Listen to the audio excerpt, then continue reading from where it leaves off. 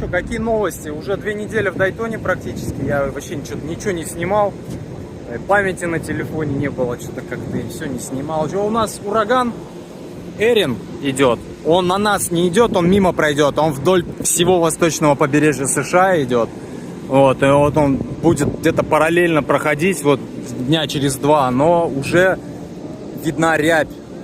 Большие волны уже идут. Хотя ураган где-то в 2000, наверное, милях отсюда. Но вот уже не рябь, точнее, это зыбь, как называется. Большие волны пришли уже. Это все вот от урагана. Вон какие здоровые волны вообще.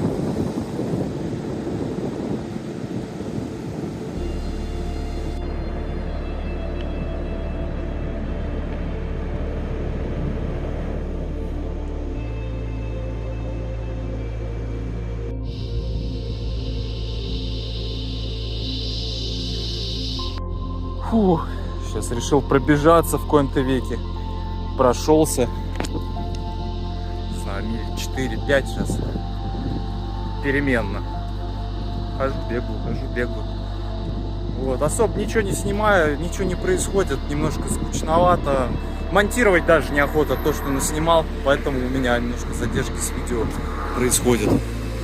Здесь такая красота сейчас на закате. Закаты здесь сейчас красивые, это время года. Небо, потому что, каждый день дожди проходят. И небо не чистое, всегда в рваных облаках красивых. Классно.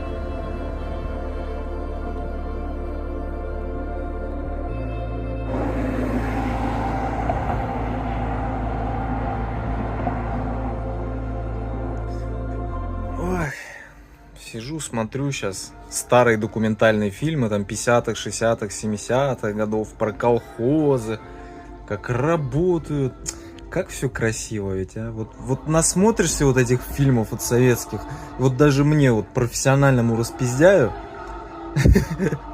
захотелось поехать в колхоз работать, вот шо ж такое, а? Вот раньше люди жили, работали, вот не то, что сейчас, вот не то, что сейчас. Вот настоящие люди. И вот так люди насмотрятся вот этих советских фильмов. Ой, как все красиво, как все хорошо. А на самом деле всегда по одинаковому. И хорошего много, и плохого много. Но вот особенно вот люди советские смотрят все фильмы, как все светло, как все хорошо, потому что ничего плохого-то не показывали. Всегда все было классно, все росло. Проблем никаких не показывали, и у людей так складывается впечатление, что вот в Советском Союзе люди жили, вот не то, что сейчас. Вот. А на самом деле-то нет, конечно, просто цензура делала свое. Любые фильмы художественные, документальные, ничего, правду нельзя было показывать, все проходило через цензуру. Вот это вот нельзя показывать, вот это вот можно. Ну вот и люди думают, что реально вот в СССР все так и было, все сладко и красиво. Я говорю, вот посмотришь этих фильмов, блин, самому охота вот туда. Так, ну шо, у меня тут небольшой ремонт. У меня сломался вот этот вот измельчитель какашек. Помпа, вот этот насос. Вот здесь, собственно, пропеллер, который измельчает какашки.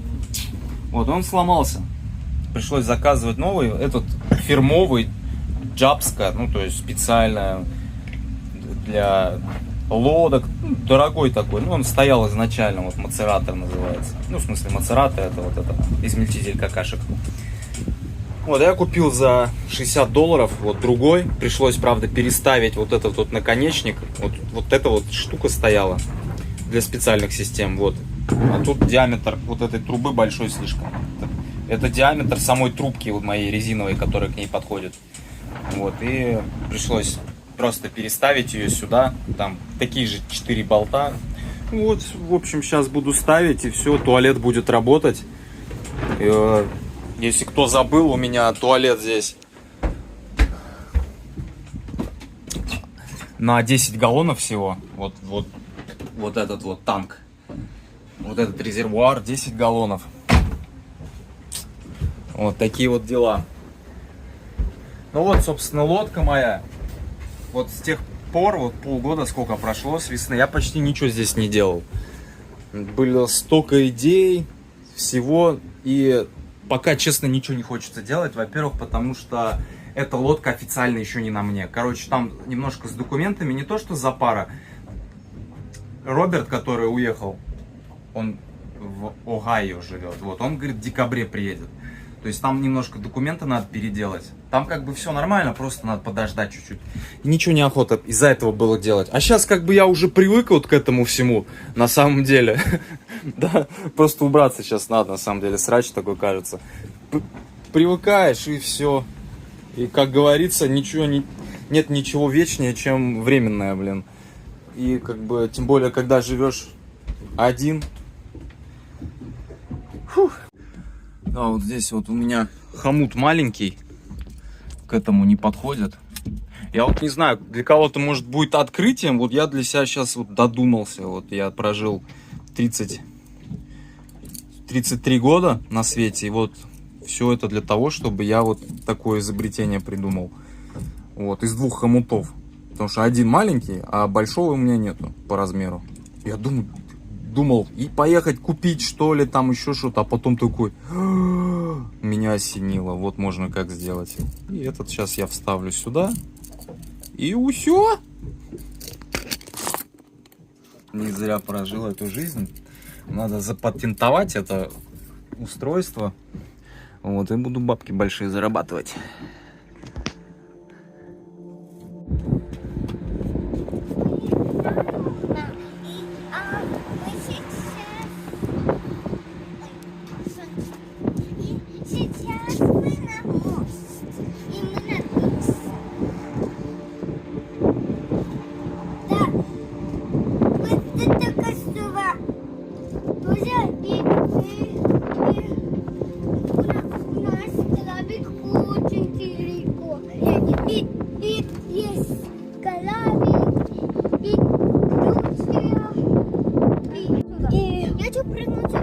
Давай, прыгай, пупса. Я буду по-настоящему. Давай. Я вообще не могу. Я не хочу на колобик.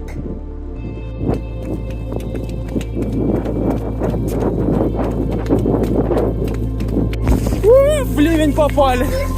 Бежим.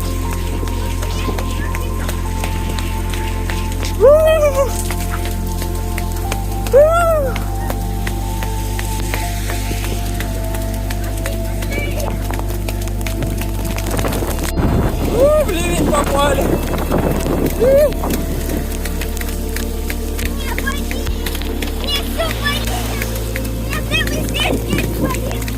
Бегают вообще лоси.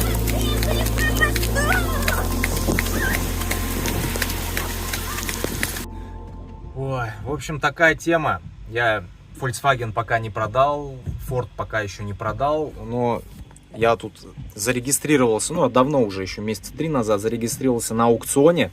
Это государственный аукцион флоридский, вот, Джордж Гидеон называется. Вот здесь продают всякие полицейские машины, пожарные машины, то есть автомобили там коммунальных служб, короче, все, что государственное, здесь продается, либо какие-нибудь конфискованные вещи здесь можно тоже купить, ну, как я понимаю, конфискованные. Вот, тут всякая разная вещь, вот. И сегодня будет заканчиваться аукцион. Вот, я добавил несколько автомобилей в watch-list, ну, то есть смотрю, слежу за ними. И, в общем, думаю, какую-то машину взять. Вот, я смотрю, здесь есть вот такой вот пикап. но он уже уходит за 3300. Это пикап 2004 года. Вот, не обращайте внимания на мой дисплей, это телевизор старый, просто лень покупать другой. Вот, 2004 года автомобиль, кобзец. Но у него пробег, сколько у него пробег? Так, где у него пробег? 72 тысячи всего, 73 тысячи миль. Вот, 2004 года Dodge Dakota. Выглядит вполне неплохо, и миляж небольшой, то есть и по салону ничего, так смотришь, все аккуратненько. Вот. Ну, неплохо, я бы его взял. Но проблема в том, что его уже на 3300 задонатили. 3300, машина 2004 года, пикап. Ну, пикапы, они всегда дорого уходят, но, блин, это корыто как бы 2004 года, 3300. За такие деньги можно очень классную машину взять с Копарта. Собственно, что я сделал. Вот за такие деньги мне в 300 обошелся Volkswagen Tiguan 2016 года. А здесь пикап. Ну, это очень дорого, очень цена завышенная. Вот, это не вариант, короче, это брать, это все дорого. Вот здесь есть еще Trailblazer Chevrolet, он уже 2450 стоит, это уже дорого, то есть тоже неплохой, и пробег у него 121 тысяча, и очень неплохо он выглядит и по внешке, но я за него уже торговаться не буду, это дорого, оверпрайс, выше 2000 уже там, до 2000 еще куда не шло, вот. Выглядит неплохо в целом, но тоже дорого. Вот, и есть другой вариант. Кстати, тут, что классно на этом аукционе, тут можно посмотреть видео, то есть есть даже видео, как оно стартует, едет вперед, назад. Сейчас пока. Вот. Вот он вперед едет, назад, типа доказательство, что он все едет. По крайней мере, на первой передаче коробка едет точно. Вот, и на самом деле уже приятно, что машина на ходу, как бы, это хорошее доказательство. На Копарт такого, к сожалению, нет. Вот, и третий вариант, в общем, вот такой вот полицейский Chevrolet Impala, полицейская, 13 года с пробегом 92 тысячи миль. Вот, выглядит по внешке вполне неплохо, салон неплохой, вот. Вот, задних сидений нет, потому что там пластиковые обычно стоят, специальные полицейские сиденья, их убрали.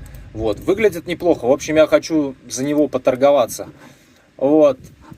Единственная проблема, он не заводится. То есть нету, вот, will not start. Короче, вот, они не проверяли, не знают почему, она не заводится. И это многообещающе. Ну, почему не заводится? Если ее дешево взять, вот сейчас моя ставка стоит победная пока, $610. А аукцион заканчивается через полтора часа, я поставил 610. В принципе, до $1000 эту машину можно взять. До $1000, если она уйдет. Вот, потому что если даже там все очень печально, ее, в принципе, за 1000 и могут забрать обратно. То есть я ничего, в принципе, наверное, не потеряю. Вот, но это вопрос, за сколько она уйдет. То есть до 1000 и даже до $800 бы я бы поторговался. Ну, видно, уже неохотно на нее ставят, потому что не хотят брать машину неисправную. Все хотят сразу, чтобы она ездила как минимум. А здесь вот такая тема. Но мне нравится, я хочу эту Импалу взять. С 92 тысячи пробега, не заводится. Что там проблем? Может стартер поменять. Может быть там двигатель, коробка, все нормально. Если там, может быть, она заводилась бы и как бы плохо тарахтела, об этом бы написали. А тут просто не заводится, так что полтора часа я буду сейчас стараться ее выиграть. Надеюсь, никто не будет больше ставить. За 610 было бы вообще классно, но вряд ли такое будет. Так, ну что, подходит время аукциона уже, вот 3 минуты осталось. То есть вот эта Chevrolet Impala полицейская, 1310 уже стоит. Ну, я, честно говоря, не хочу. Ну, не знаю еще, как она вырастет. Но уже не хочу за нее ставить. Ну, понятно, вот Chevrolet Trailblazer 2700 пока.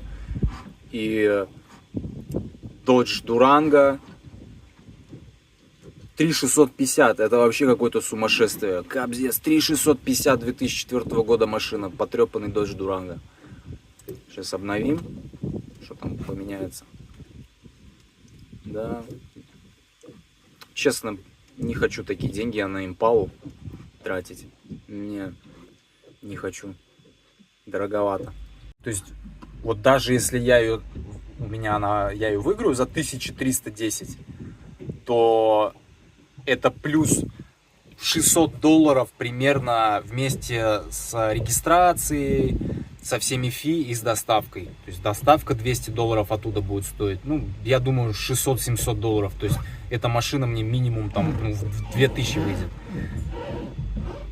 При условии, что я не знаю, что с ней, она не заводится. То есть большой риск, как бы я не хочу так рисковать. В общем, я не удержался, поставил на 1310, вот, и они сделали extended, продлили время, вот, 3 минуты. Если сейчас в течение 3 минут никто не поставит, то я выиграю. Если кто не поставит, все, я больше биться за нее не буду. Вот, за 1300. Ждем. Ну все. Не знаю, плакать мне или смеяться, радоваться, вообще не знаю. Ну, видимо, я выиграл. Время закончилось, мой бит непобедимый остался. Вот так вот. Ну, видимо, завтра мне инвойс придет, который надо будет оплатить.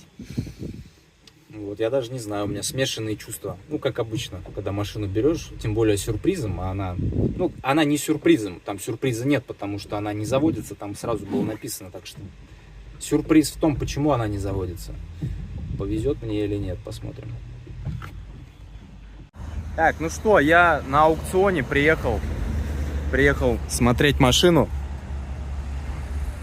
Вот, нашел эту машину. Сейчас вот смотрю пока. Вот, смотрю. Вот как-то смотришь, конечно, она вся грязненькая такая вот. Что-то... И не очень весело становится. Вот, вообще у меня есть опция. Я на самом деле могу за эту машину вообще не платить. Ну, то есть не брать ее. Если вот мне она не нравится. Не брать. Финансовых санкций как бы ко мне никаких не будет. Но меня просто забанят на этом аукционе. Я не смогу ничего здесь брать. Вот в чем прикол. Этого как бы не хочется. Вот. Понять, что с машиной, я не могу. Что значит не заводится? Вот я не понимаю. Вот одно дело это, например, когда крутит стартером и не заводится, а другое дело, что там вообще ничего не происходит. Там либо с электрикой проблема, либо движок может там стуканул, заклинил. Поэтому я не знаю. Вот, сейчас салон покажу. Конечно, там все грязно. Ну, прям думаешь, блин, такое все из 90-х какое-то. Хотя машина 2013 года, но вот этот вот руль, вот не знаю. И вот не понять, что с этой машиной. И прям, честно, боязно очень. Не встрять. Не хочется очень встрять с ней. Просто есть надежда, что, ну, какая-то фигня. Мелочи какие-то. Не знаю. Аккумулятор отсоединен, что ли, не знаю. Да, здесь сзади вот нету сиденья, потому что здесь ковши были, скорее всего, пластиковые. Тут надо будет на разборке это все находить. Вот тут потолок тоже какой-то тут кривой. Вот тут для мигалок всякие штуки были. Ну, машина в таком состоянии, как бы, далеко до идеала. Не знаю, удовлетворительная, что ли. Ай. Да, вот не знаю. Не знаю, блин. Оп, с ручника снял. Что-то проехало чуть-чуть. Здесь вот дырка в потолке. Тут ни скотча, ничего не сделали. То есть вода туда по-любому попадала. Вот. Такая вот фигня.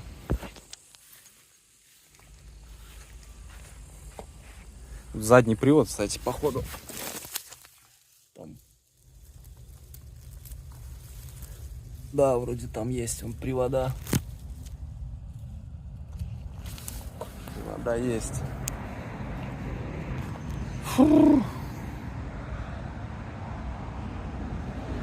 Да, я вообще в смешанных чувствах, не знаю, что делать. Наверное, надо было до того, как ставить ставку, приезжать смотреть на эту машину.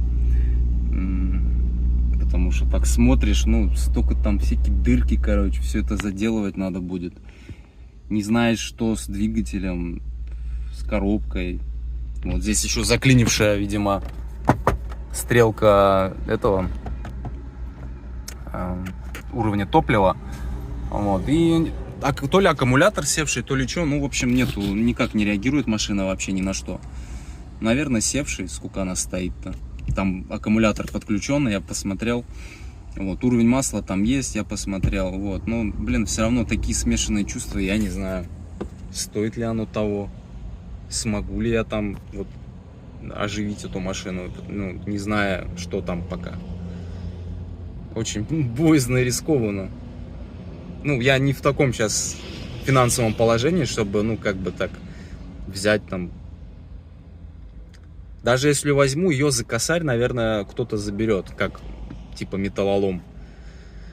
Вот, но все равно я, получается, там $800 на ней потрачу. Я не хочу $800 еще на этой машине потерять, потому что трак и так у меня там стоит, продается еще. Короче, ну, такая вот тема. Поэтому не знаю, вот сейчас сижу и думаю.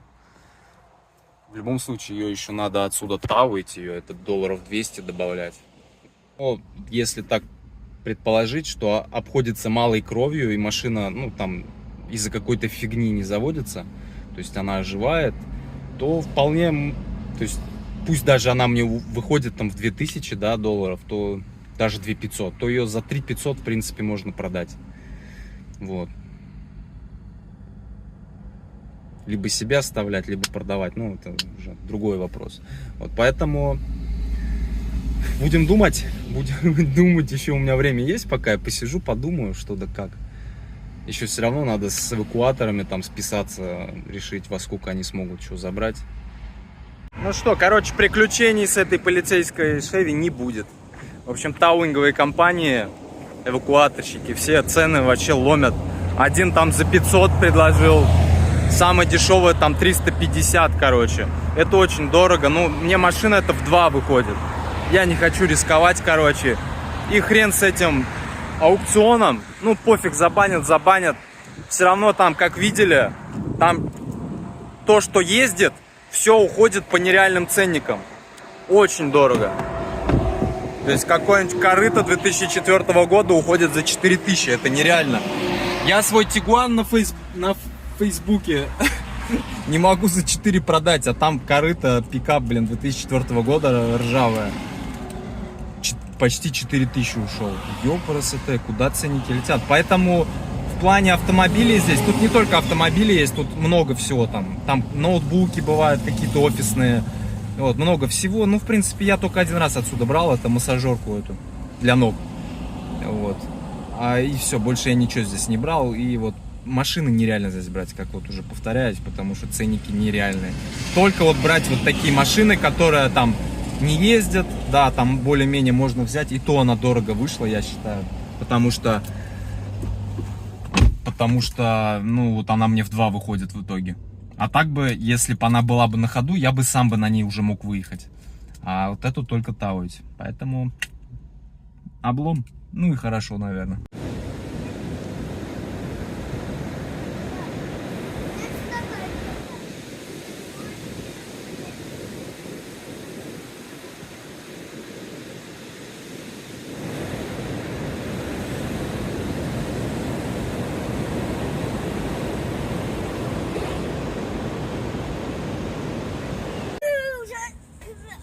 You are wrong.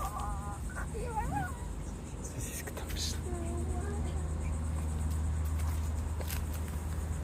This was the wrong thing.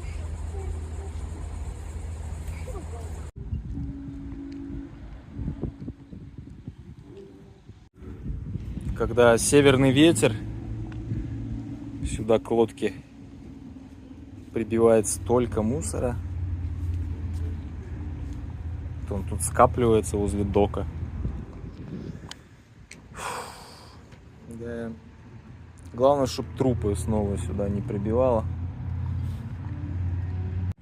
Так, ну что, Тигуан не хочет продаваться, люди не хотят его брать. Вот из-за таких моментов, как вот это. Вот, ну, потолок у него отклеился, я попытался его заклеить, ну, криво, короче. сделал, ну, его очень тяжело заклеить на самом деле. Лучше найти потолок на разборке, снять, поставить, потому что я специальным клеем его клеил для вот типа ковров, для вот материала. Он нифига не держит. Бесполезная штука, там как ровно не клей, это фигня все. Нужно менять на разборке. А дело в том, что я не хочу в эту машину больше вкладываться. Я и так в нее почти 3 900 вложил. Я не хочу в нее вкладываться. То есть с этой машины я ее за 4 готов отдать. Люди не хотят такие, вот из-за таких моментов они смотрят, ой, типа, уже такой косяк визуальный. Ну, потому что ты видишь это постоянно. Реально, ну, стрёмно выглядит, конечно, согласен, но машина 2016 года, то есть вот этот вот косяк нивелирует все преимущества машины. То, что машина 2016 года, пробег относительно небольшой, 160 тысяч миль. И щелканье печки еще, вот это вот. Не, сейчас не щелкает, вот когда старт сделаешь. Ну, короче, печка щелкает первые 5 секунд, я как бы говорю, но все работает. Ну, в общем, людей отпугивает. Говорю, 3 человека приходило осматривать машину. Один раз приходили венгры осматривать, ну, они здесь 10 лет, говорит, живут. Венгры, но вот это чувствуется восточноевропейская тема. Они везде ищут наеб, везде обман ищут. Они там посмотрели, что крыло другого цвета. Ну, машина, видимо, удар был. Я говорю, это дверь мененная, вот это вот. Вот, а они цвет увидели, что другой отличается здесь, короче. Ну, до таких мелочей начали. Как будто они машину за 10 тысяч долларов покупали. Это и так не с рынка, как бы. Ну, я за 4 отдаю, таких цен нету. Для таких тигуанов минимум 5000 и более. Ну, это в хорошем состоянии, если... Вот, я и так готов, я ничего не на ней, если я за 4000 ее продам, я ничего на ней не заработаю. Вот, поэтому я хочу эту машину себе оставить. Я, наверное, буду снимать с продажи, потому что мне эта машина очень нравится. Вот, вообще, философия Тигуана, компактного такого кроссовера, SUV, ну, как здесь называется, компактный кроссовер, то есть можно и по всяким, у него клиренс высокий, притом она маленькая, в ней можно спать. То есть мне нравятся маленькие машины, небольшие. Их очень классно управлять. Ну вот всем нравится, не знаю. Поэтому я не хочу ее продавать, честно. Сейчас, наверное, поеду масло, куплю масло поменять надо. Вот. Нравится мне тигуанчик. Не хочу, вот я прям не хочу. Я особенно за такие деньги продавать мне его, ну, больно немного. Поэтому, ну, не судьба, короче. Ой. Знаете что? Что-то я первый раз поймал себя на мысли, что я вот так вот загрузил велосипед в машину, чтобы куда-то поехать покататься. Я первый раз так. Обычно всегда выезжаю на велике из дома и приезжаю на велике. А тут я взял велик. Вот сейчас буду по лесным тропкам кататься. Потому что на самом деле вот Дайтона-Бич это вообще не велосипедное место. По факту единственное место, где можно покататься нормально, спокойно, это пляж. То есть по песку, вдоль океана, да, красота, но надоедает, хочется чего-то другого. Нету таких лесных там трейлов, тропиночек. Ты либо едешь вдоль дорог нагруженных, дышишь всем этим, ну, как бы все равно нету чувства безопасности. Хоть там и есть как бы выделенная, местами есть выделенная полоса для велосипеда, нету чувства безопасности. Не знаю, вот именно, наверное, во Флориде у меня так нету чувства безопасности, потому что здесь очень плохие водители.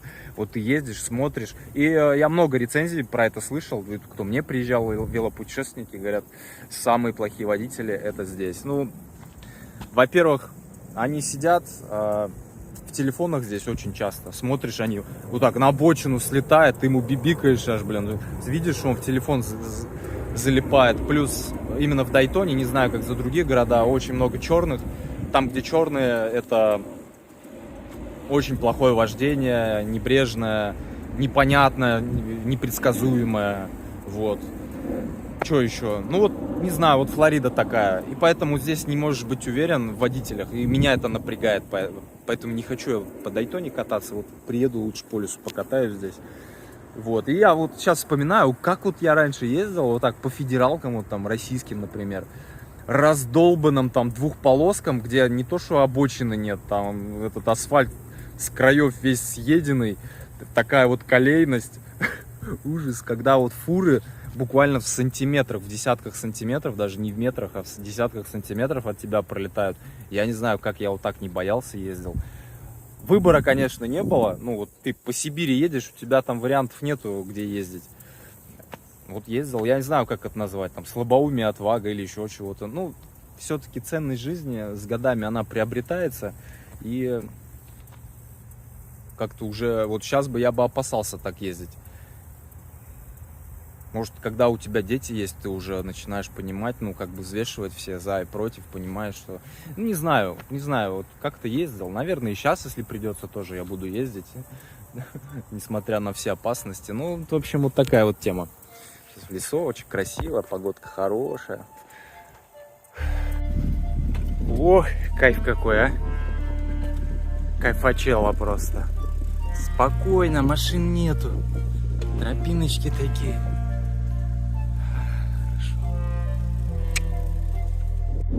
Еду вдоль лэпок. Здесь уже с дороги съедешь, там уже болотца везде. Сейчас дождей много. Лес подтопленный. Вот, я не знаю, у меня лэпки, это прям вот флешбэк с детства. Потому что у меня под Цивильском, там деревня, там бабушка живет. Вот, и там, где картошка, картофельное поле, над ними лэпки такие были. Вот этот звук. Такой, трещотка такая. Прям такой родной звук, вообще обожаю. Хотя под лэпками, наверное, не очень здоровая тема долгое время находиться. Там как бы, не знаю, доказано это или нет, но, по-моему, много исследований по тем, что кто живет под лэпками, у кого дом под линиями высокого напряжения, там могут всякие заболевания найтись. Вот, еду, кайф вообще. Слушай, чего так раньше не делал? Теперь буду постоянно так делать, куда-нибудь интересные глухие места находить. О, гром. Сейчас еще дождичек, если пойдет.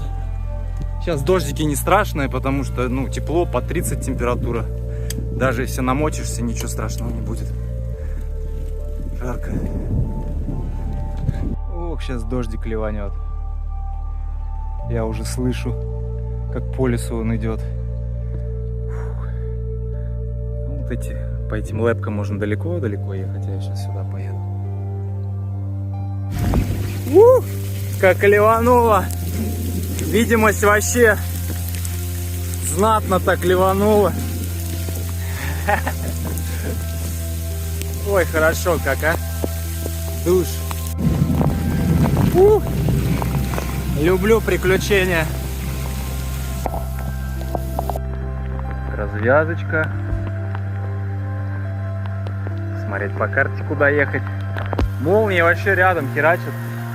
Страшновато немножко. О, нормально.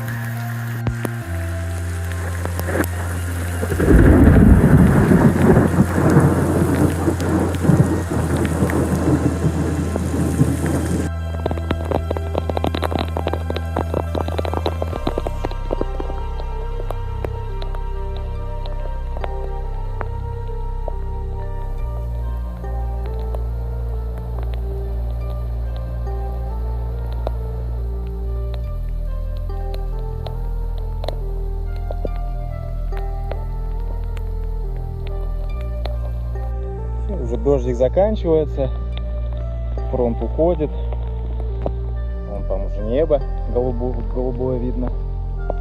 Какой кайф, а? Вот кайф, вот природа, вот кайф, что последние дни я как-то никуда не выходил, сидел у себя на яхте, никуда не ходил. Что-то так затух вообще, еще выехал, шикарно. В такую погодку еще попасть, классно, классно, классно, промокнуть так. Фух. Хорошо. Все, уже еду назад сейчас. Выехал на главную дорогу. Еду вон туда. Все, доехал до машины. Ровно 10 миль проехал. Офигенно. Классно. Велик справился. Шикардос. Лес классный. Спасибо лесу. Прогулочка освежающая. Песка набрал.